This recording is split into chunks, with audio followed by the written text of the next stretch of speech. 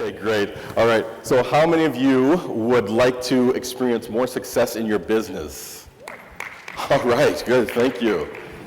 How many of you would like to experience more control over your lives personally? Excellent, I like that, good enthusiasm. Right on. Well, thank you. I really appreciate you guys taking the time to be here today. And I just want to let you know, well, first of all, I want to thank Kimberly and her team for inviting me, and also Ellen Walker for introducing us. So thank you very much, Ellen. I want to thank you guys for being here this morning and taking the time and the money and the effort to be here. And I want to make a promise to you. So it's my pledge that you're going to get the most return on investment that I can possibly give you for this time here today. That'll be all right? Okay, but I need, thank you. But I need some agreements from you, okay? First of all, we're gonna have a conversation today, all right? My background, I've got, as Kimberly was saying, I'm a registered psychologist. So I've got a PhD in psychology. I also have a master's degree in educational and developmental psychology. One of the things I've learned from that is that what you do to learn makes a difference on, in the way you're going to be able to use the information, but also how quickly you learn it, okay? So basically, the more you do with stuff, the more quickly you learn it, and the better you're able to retain it, the easier you are to use it later on. So the more you give, the more you get and receive. We're good, okay, very good, thank you. So, when I don't ask rhetorical questions, so when I ask a question, I'd like a verbal answer, verbal response, okay? That gets you guys involved. Would that be okay? Would everybody agree to that? Yes. Sometimes I do this and people go, and I have to ask it again, but this is an enlightened room, so way to go. So thank you, okay, good. So let's get into this. Would it be okay if I told you a little bit about why I do this sort of thing? Would that be okay? Very good, okay, this is a test. So basically, I've been doing this for over 20 years now, and I've worked in the States, I've worked in Canada, I've worked in northern Alberta, way up north. And one of the reasons I got into this, and especially doing the public speaking, is because I'm also a work in progress. I've been struggling with boundaries and different things in my life as well, and having to figure out business, and because in psychology, I'll tell you our business training in psychology, okay? So I was lying in bed one morning, and a friend of mine worked in the business department, and he calls me, and he says, hey, there's a psychologist going to come to the business department and talk about setting up private practice. Do you want to come?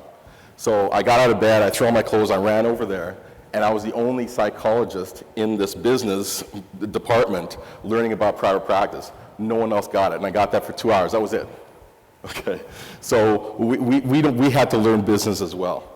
So it's really important that when I learned that I want to pass that on, because the things that make you good in business typically make you good in relationships and good in life as well. Would you guys agree? Yes, thank you. I think there are 3 major schools of life, okay? And you can't be in one of these schools and not learn and not grow. One is marriage. How many people are married here or have been married at some point? Okay, all right, so that's one. Parenting is another one of those schools. How many people have kids or no kids or were kids? Okay, good, thank you. The third one is business, because in business, you are your business. Kimberly talks about setting up systems, and yes, I'm all for systems, but at the end of the day, if you're not good, your business is not going to be good. Would you guys agree with that? Yes. Yeah, okay. So you cannot not learn and not grow and be in business, otherwise you won't be in business for very long. So business is the third school of life, I think. So I really wanted to share this, and I was excited. I was, when I was coming over here, I don't know if anybody's read this book, A Whole New Mind by Daniel Pink. Has anyone read it or heard of it, or? Somebody back there has, okay, excellent. He talks about the importance of, we're in the information age, and he talks about the importance of design as a new ethic and a really big value in the information age. And I said, this is so cool. I'm going to come and talk to a bunch of designers, and he's talking about this. So I'm really, really honored to be able to be here, because he talks about the fact that we need more design in life, because it actually opens up our brains and helps people to appreciate life more, but also contributes to life more. And so I'm really happy to be able to share this with you today. Okay, so thank you for having me here. So, we're going to be talking about boundaries. Get this right. Oh, not yet. Okay. So boundaries. How many people have heard this saying? good fences make good neighbors. How many people have heard that? Excellent. Okay, and by the way, the conversation we're going to have, if you have a question or a comment or anything like that, please just raise your hand. Someone will come in with a mic and you can ask the question, okay? Because it is going to be a conversation. So, what does good fences make good neighbors? What does that mean? What does that mean? Anybody? It's participation time. Thank you. Basically just setting boundaries. Okay. Why would that be good? How is that going to make you a good neighbor? Because you know, with the fences, you don't cross that line. You don't cross over. You stay on your side, they stay on their side, your stuff stays on your side. If your kid kicks the ball, hopefully he'll stay on your side. That's right. But yeah.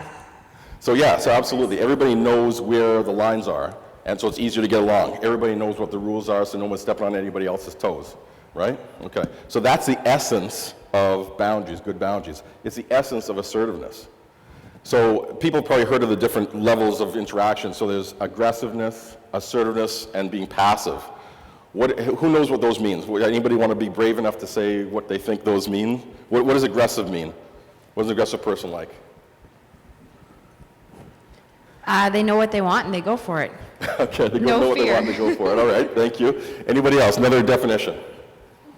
I saw another hand somewhere. Right there. Someone who's in your face and crossing the boundaries? Okay, thank you. What about a passive person? What does a passive person look like?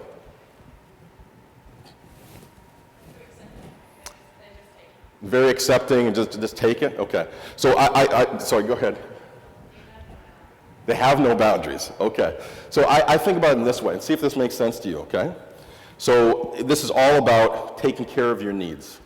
Okay, first of all, needs, everybody's needs are normal and healthy. Everybody has needs and they're healthy, so there are no bad needs or good needs. There's only the good and bad ways to address those needs, okay? So an aggressive person is somebody who satisfies their own needs at the expense of other people. So they're stepping on everybody, say they take what they want, and they don't really give a crap about anybody else. Okay, does that make sense? Okay, thank you. Just want to make sure you're still with me.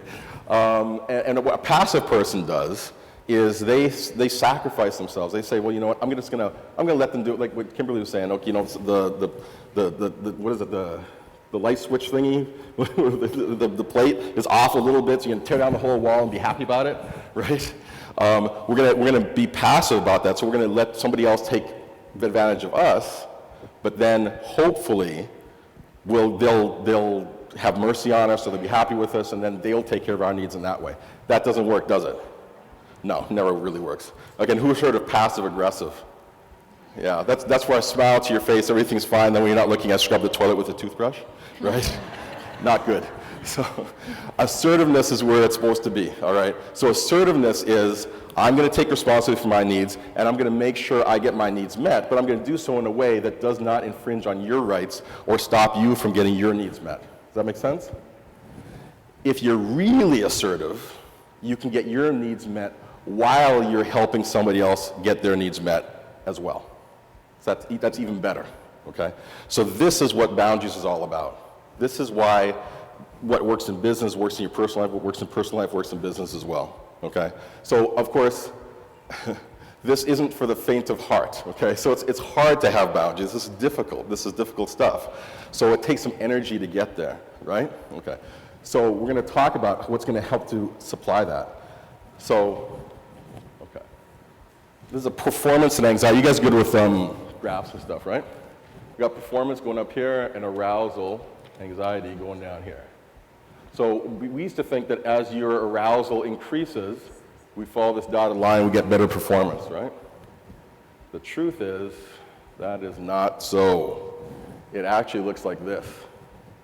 So can you see a problem here with the way things are thought? Okay. So basically, as your arousal increases, your anxiety increases, you hit a point here where it's your peak performance zone.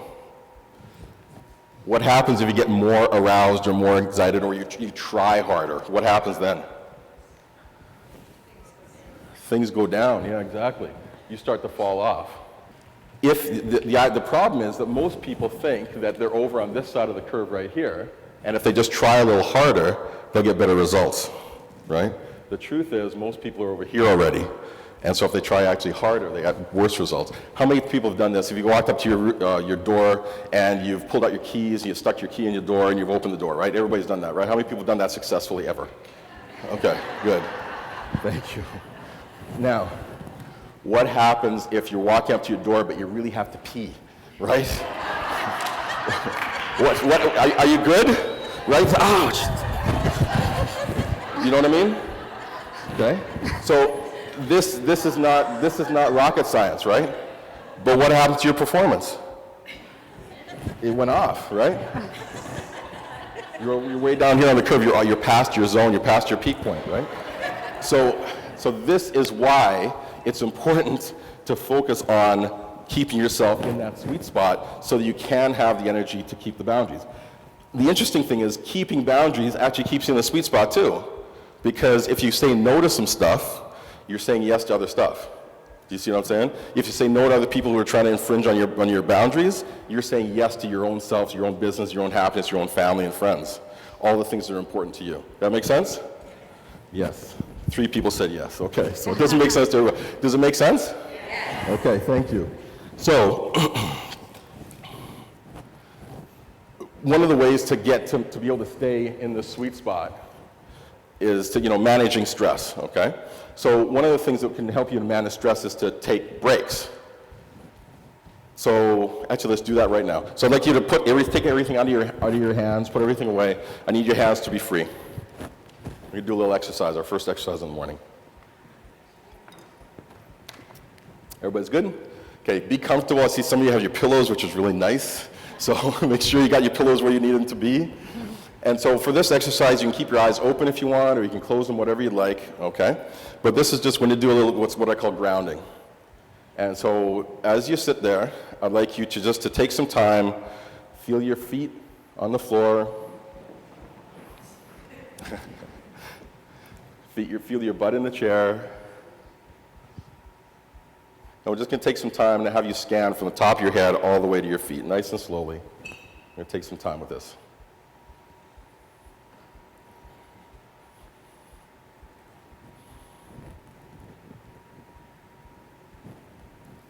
And as you do this, I'd like you just to maybe check in and see what you notice in your body. See where it feels comfortable, see if anywhere feels tight, anywhere feels loose. And your job is not to do anything, it's just to observe. Your job is just to observe and notice your body.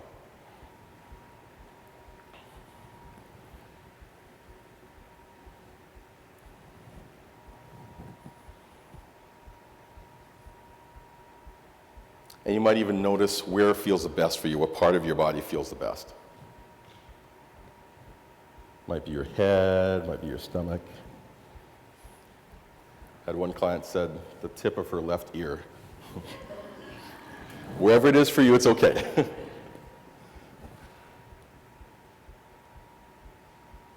You might also notice how your breath moves right now. Notice if it goes deep, how deep it goes, where it feels smooth, if it gets stuck anywhere.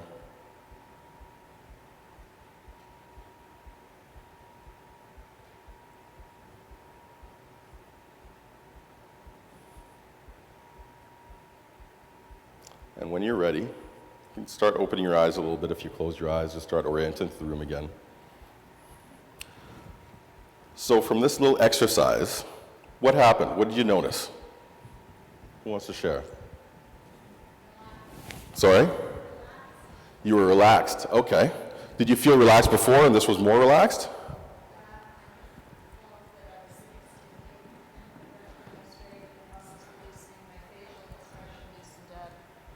I've cleared my head.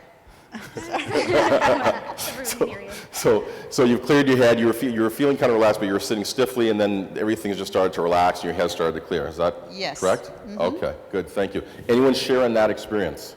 Anyone have a similar experience? Excellent. Anybody have a different kind of experience or anything else you want to share? Okay, right up here. Okay, she's coming. Thanks. I just found the first thing that I could focus on was just my heart beating. I could just hear my heart beating. Uh-huh. You know? And did it actually help you slow down, or did you make you more nervous? No, I think it was calming, I guess. Yeah, you have to slow down, right? Okay, thank you. So taking a break like this is one of those really easy things. I mean, you can do this at any time. I mean, no one has to know you're doing this. No one has to know you're breathing and paying attention to your breath, right? You can be in a meeting, you can be driving, whatever, and you can actually just notice your body doing whatever you need to do, because that's going to help you to stay calm. Taking little mini breaks like this throughout the day also helps you to be able to have the energy it takes to keep your boundaries and be assertive and ask for what you need, okay?